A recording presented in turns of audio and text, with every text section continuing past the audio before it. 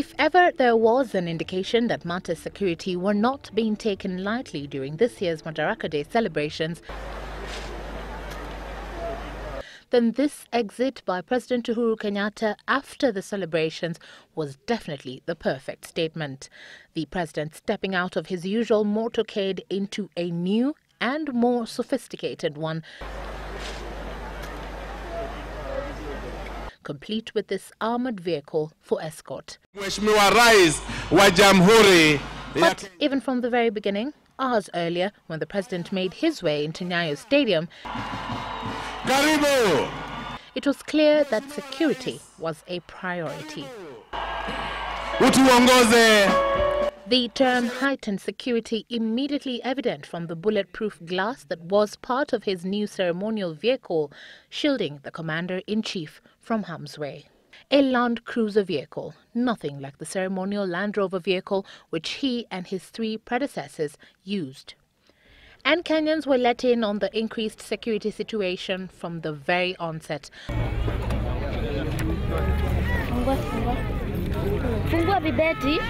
With enthusiasts such as Wanjiru Madheri, who had come from Kibera to follow the proceedings and who had to be searched twice before being allowed in, explaining their perception of it all.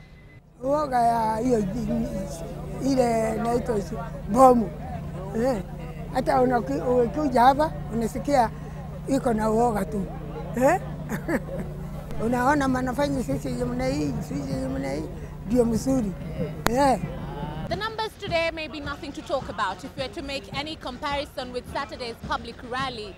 But the one thing that has remained a constant throughout all these public rallies is the level of security that is leaving nothing to chance. Outside security concerns and the spirit of Kenya celebrating 51 years of internal self-rule was evident among those who attended the celebrations, from their attire to song and dance. But it was this deviation from the norm by officers from the General Service Unit that stole the show.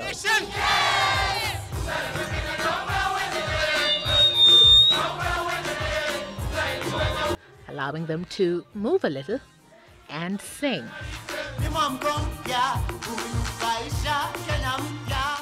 Enough to guarantee them a standing ovation.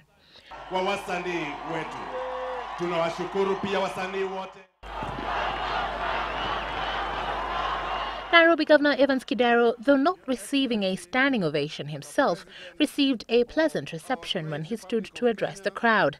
Nothing like the reception he received on Saturday at CORD's public rally at Uhuru Park. An opportunity that allowed him to reiterate his commitment to work with the national government. My role is not limited to Nairobi, where other Kenyans invite me to help them in my individual capacity. I will do so without fear or favor. But what probably still has Kenyans guessing is this evident bromance that went on between President Uhuru Kenyatta and Deputy President William Ruto. The two, seeing that the distance between them wouldn't allow for a decent conversation, decided to exchange notes instead, with First Lady Margaret Kenyatta acting as their go-between. Must have been one interesting conversation, if the reactions are any indication. Evelyn Wambui, Sunday Live.